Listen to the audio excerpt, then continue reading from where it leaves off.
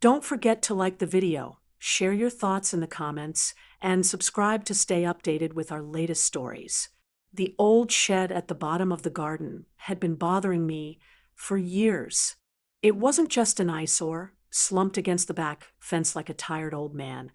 It represented something more. A project Mark, my husband, had sworn he'd get to one day.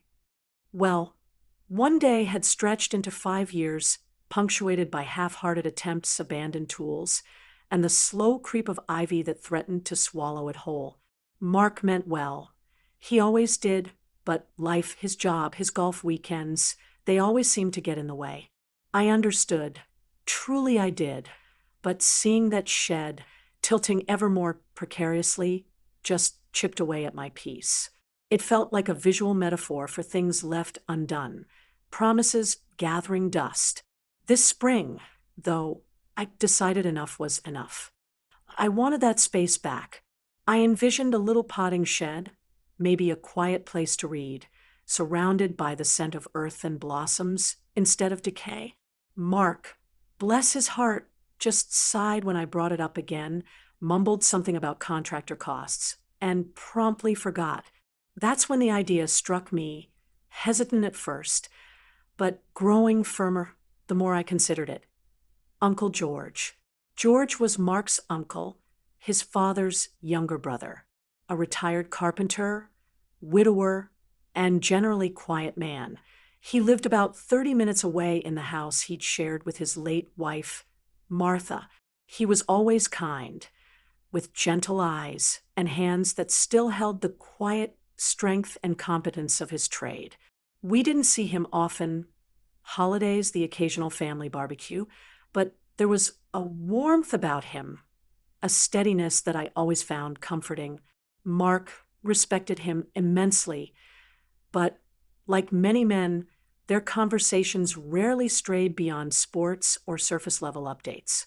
Asking George for help felt complicated. It wasn't just asking a favor. It felt like highlighting marks in action, potentially stepping on toes. Would George think I was complaining about his nephew? Would Mark feel undermined? I chewed on the idea for a week, weighing the potential awkwardness against my growing determination to reclaim that patch of garden. Finally, I decided to call George directly. I figured a direct, honest approach was best. Maybe I'd frame it as wanting to learn, wanting to tackle it myself, but needing guidance. I rehearsed the conversation in my head, dialing his number one Tuesday morning with a flutter of nerves. He answered on the third ring, his voice calm and familiar. "George? Hi, it's Sarah." There was a slight pause, perhaps surprise. "Sarah, how lovely to hear from you. Is everything all right?" "Oh, yes, everything's fine, George, really." I hastened to assure him. I was actually calling to ask. Well, it might be a bit cheeky, but I wanted to ask for your advice, or maybe even some help if you ever have the time. I explained about the shed, my desire to fix it up, my vision for a small haven. I carefully avoided mentioning Mark's prolonged procrastination, focusing instead on my own desire to get the project done, maybe even learn a few things myself.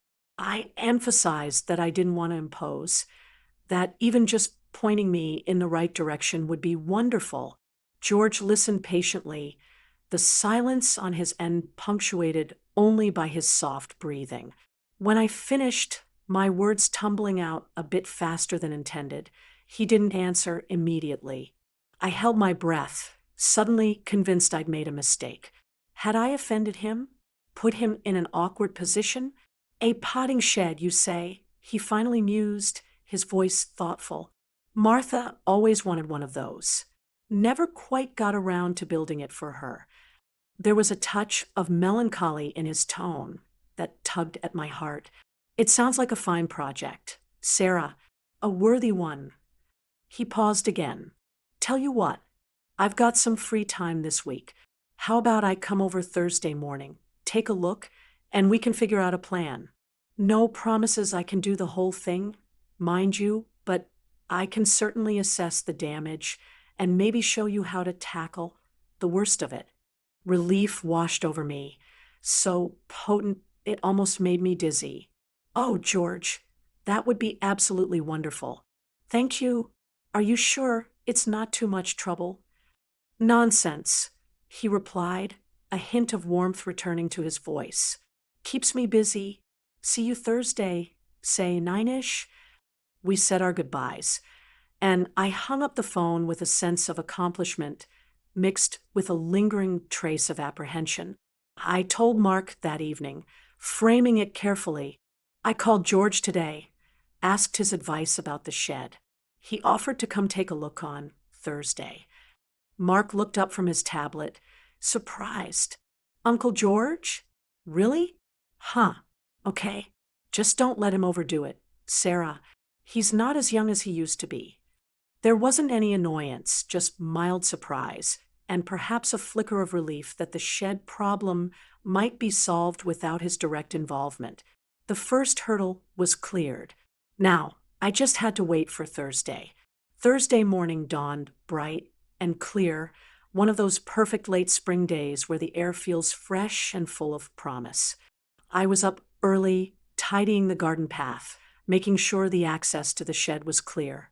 I even baked a batch of scones. George had always praised my baking at family gatherings. It felt important to make him feel welcome, appreciated. At precisely 9 o'clock, his sturdy, slightly old-fashioned pickup truck pulled into the driveway.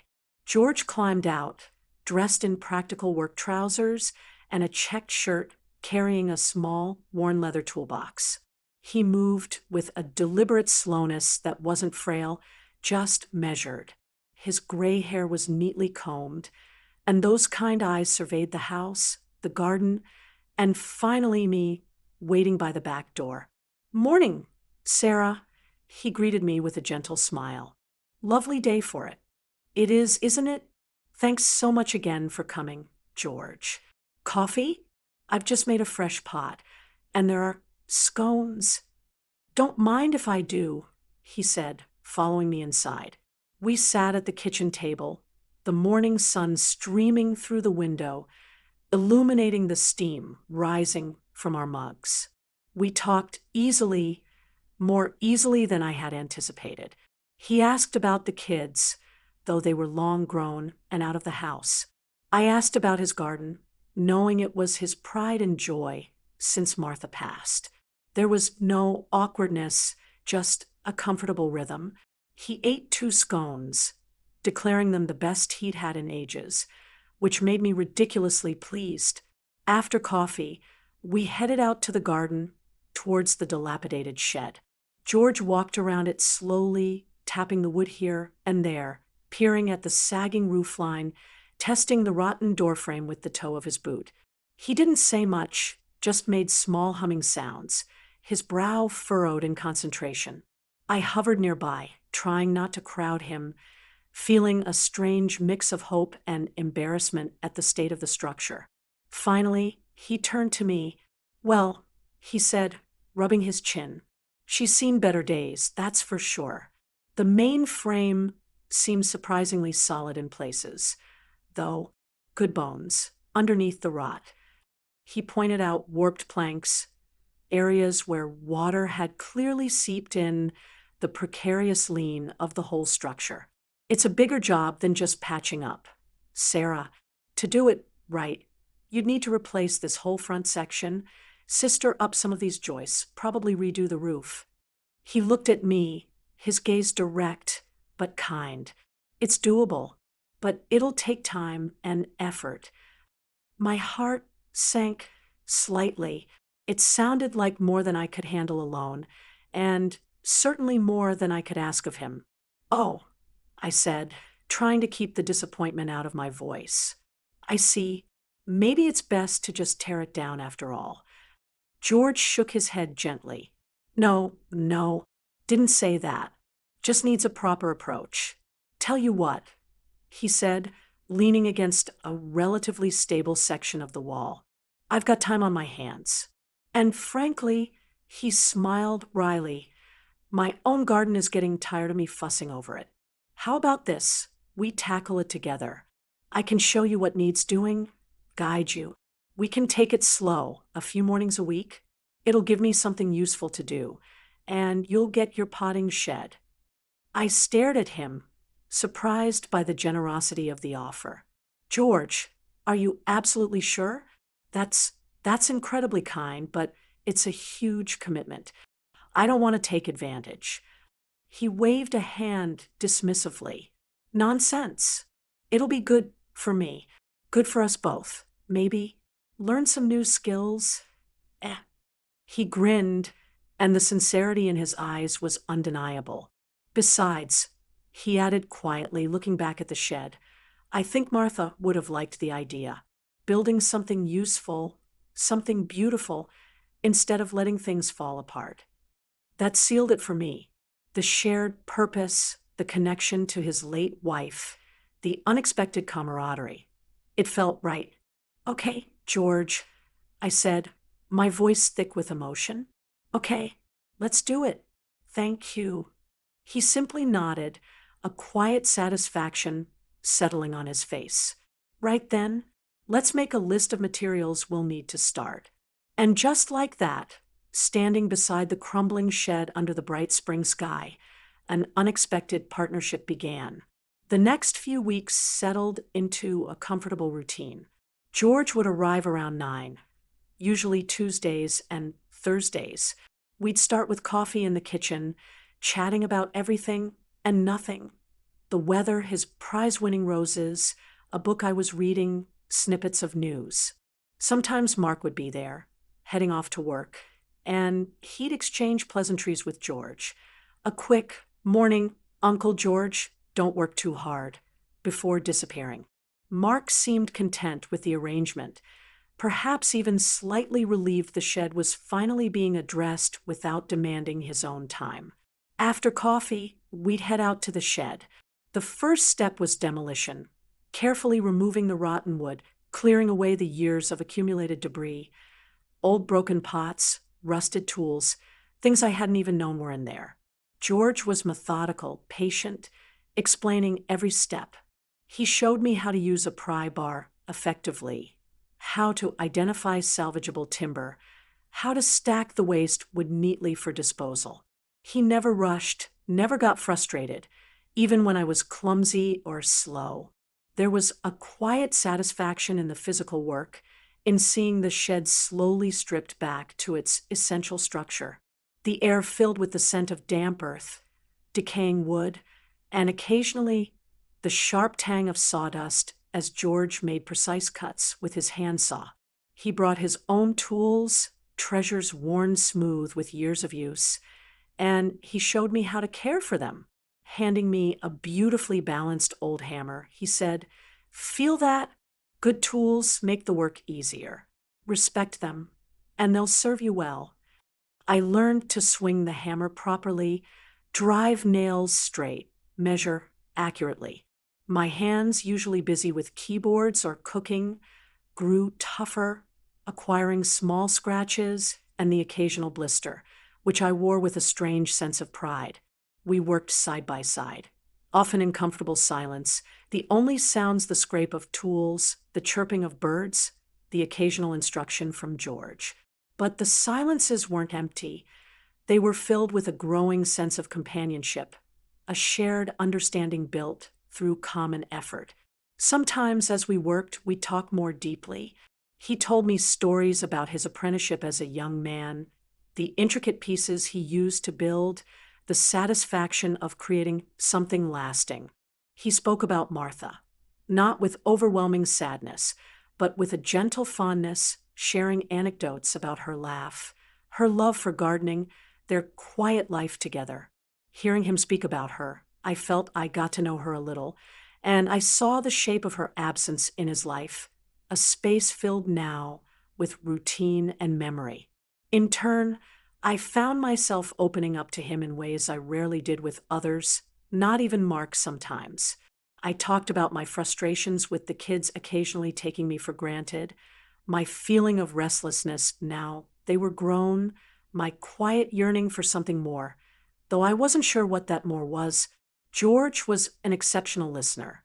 He didn't offer easy platitudes or unwanted advice. He just listened, really listened, his gaze thoughtful, occasionally nodding or asking a gentle question that showed he understood. "It happens," he said one afternoon, after I'd confessed to feeling a bit invisible lately. "Life changes shape around you. The trick is to find your own shape within it again." One particularly warm Thursday, we were replacing the main support beams for the front wall. It was heavy work, requiring careful measurement and maneuvering. George directed me, his voice calm and steady, as we positioned a new, solid piece of timber. "All right, Sarah, ease it down. Slowly, that's it. Hold it steady now." We worked together, breathing a little harder, focused entirely on the task. When the beam slid perfectly into place, a sense of shared accomplishment pulsed between us. "Perfect!" George breathed out, wiping a bead of sweat from his temple with the back of his hand. He looked at me and smiled, a genuine, warm smile that reached his eyes. "You're getting good at this, you know?" I felt a flush of pleasure, disproportionate perhaps to the compliment, but it felt earned. "Only because I have a good teacher," I replied, smiling back. In that moment, leaning against the sturdy new frame, surrounded by the tools and the scent of fresh cut wood, I felt a connection to George that was surprisingly deep. It wasn't romantic, not in the slightest, but it was intimate in its own way, a closeness forged in shared work, mutual respect, and unexpected vulnerability. He saw me not just as Mark's wife, but as Sarah, a person capable of learning, contributing, someone worth teaching and talking to. And I saw him not just as an elderly uncle, but as George, a man of quiet strength, wisdom, and a gentle heart still capable of connection. The shed was slowly transforming, but so, I realized, was I. As spring deepened into early summer, the shed project took on a life of its own. The rotten front wall was gone, replaced by sturdy new framing. George had shown me how to install window frames, salvaged ones he'd found at a reclamation yard, full of character, and we were starting to put up the siding. We'd settled into a rhythm not just of work, but of companionship. Our coffee chats stretched longer some mornings. George would bring vegetables from his garden, plump tomatoes, crisp lettuce, and I'd send him home with portions of whatever I'd been baking or cooking. Mark seemed pleased with the progress, commenting on how solid the shed looked now, but he remained largely peripheral to the actual process. It was mine and George's project. One Tuesday, Mark had a rare day off. He wandered out to the garden while George and I were measuring planks for the siding. "Looking good," Mark said, surveying our handiwork. "You two make quite the team." He clapped George on the shoulder. "Thanks for helping Sarah out, Uncle George. I owe you one." George just smiled modestly. "Sarah's doing most of the work. She's a natural." Mark lingered for a few minutes, watching us, but he seemed slightly out of place, an observer rather than a participant in the quiet energy we had created. He soon retreated back inside, leaving George and me to our measurements and saws. It was during these weeks that the emotional depth of our connection truly began to reveal itself, catching me slightly off guard. It wasn't anything overt, just small moments. Like the time I struggled to lift a particularly heavy piece of plywood, and George came up beside me, not taking over, but positioning himself so we could lift it together. His quiet, ready, lift on 3, making the task manageable. Or the afternoon it started to rain unexpectedly, a sudden summer shower. We quickly covered the tools and timber and dashed into the partially rebuilt shed, the scent of rain on dry earth filling the air. We stood there, side by side, watching the downpour, the drumming on the temporary roof covering, creating a cozy, enclosed world. We didn't speak for several minutes, just listened to the rain. Then George said softly, "Martha loved the rain. Used to say it was the earth sighing." He turned to me, a wistful look in his eyes. "It's good, sharing this, Sarah, building something again." There was an unspoken layer to his words, a sense of purpose rediscovered, perhaps, that resonated deeply within me. I felt a profound sense of empathy for him, for his loss, but also a shared sense of discovery in the present moment. The subtle tension wasn't between George and me, but within myself. I found myself looking forward to Tuesdays and Thursdays with an eagerness that surprised me. It wasn't just the shed, it was the conversation, the shared purpose, the feeling of being seen and valued in a way that felt new. I felt guilty sometimes, wondering if my enjoyment of George's company was somehow disloyal to Mark. But Mark seemed genuinely untroubled, happy even that the shed was handled and that his uncle had something to occupy his time. My connection with George felt pure, rooted in respect and the simple joy of creation. There was no flirtation, no inappropriate undertones, just a deep, burgeoning friendship that defied easy categorization. It was the kind of connection I hadn't realized I was missing. He saw strengths in me I hadn't recognized myself. My patience, my willingness to learn, my steady hand with a saw, eventually, and I saw the resilience, kindness, and quiet dignity in him.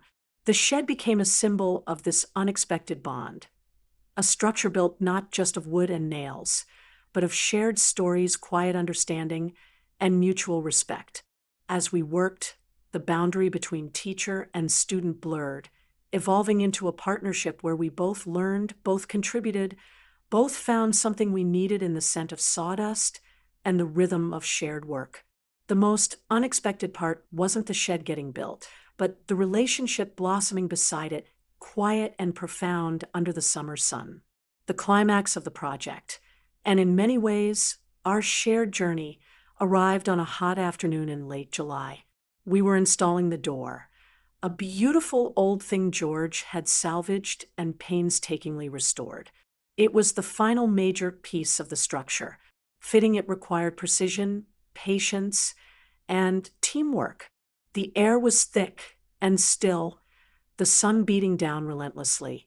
We worked steadily, sweat dripping, communicating with economical words and gestures honed over weeks of collaboration. George held the door steady while I carefully aligned the hinges, drilling the pilot holes exactly where he indicated. My hands were surprisingly steady now, confident. As I secured the last screw, George stepped back. "All right," he said, his voice slightly hoarse from the heat and dust. "Let's see if she swings true." I pulled the handle. The door opened smoothly, silently, perfectly balanced on its new hinges. It felt momentous. We both stood there for a moment, looking at the open doorway, the cool shadow inside beckoning. George turned to me, a broad smile lighting up his face, crinkling the corners of his eyes. "We did it, Sarah. We actually did it." A wave of emotion washed over me.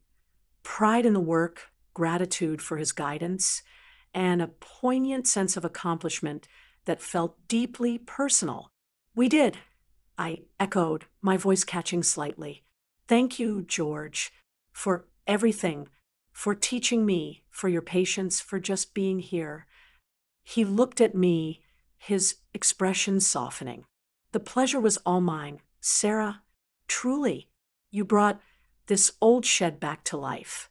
And maybe," he added, his gaze meeting mine with unexpected intensity, "maybe you helped bring this old carpenter back to life a little bit too." There it was, the unspoken truth of our shared experience, laid bare in the heat of the afternoon. It wasn't just about wood and nails, it was about connection, purpose, about finding value in unexpected places. My eyes welled up, a mixture of joy and a strange, sweet melancholy, perhaps for the project ending, perhaps for the sheer unexpectedness of the bond we'd formed. He saw my tears, and naturally, respectfully, he simply placed a calloused hand gently on my shoulder for a brief moment, a gesture of solidarity, of shared understanding. It wasn't romantic or possessive. It was profoundly human, acknowledging the depth of the moment, the work done, the connection made. Martha would have loved this, he said quietly, looking around the transformed space. She'd have loved what you've done here. In the weeks that followed, I painted the shed a soft sage green, planted climbing roses nearby, and furnished the inside with a small table, a comfortable chair, and my gardening tools, neatly hung on hooks George had helped me install. It was exactly as I had envisioned, my little haven. George came by occasionally, ostensibly to check on the roses or drop off more vegetables, but really, I think, just to see the finished product being used, to share a cup of tea in the space we built together.